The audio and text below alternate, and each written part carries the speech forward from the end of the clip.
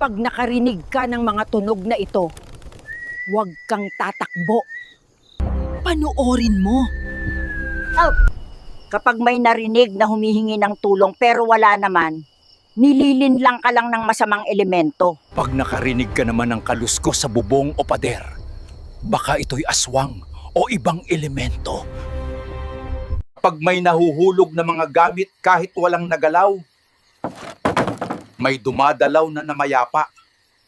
Kapag nakakarinig ng tunog ng kampana kahit walang simbahan, ito'y babala na may paparating na sakuna.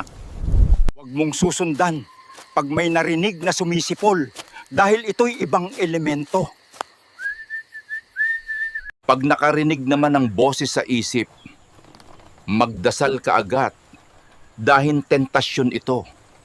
Kapag nakarinig ng kakaibang huni ng ibon, may swerte o masamang balitang darating. Magkakaiba ang paniniwala depende sa lugar at panahon.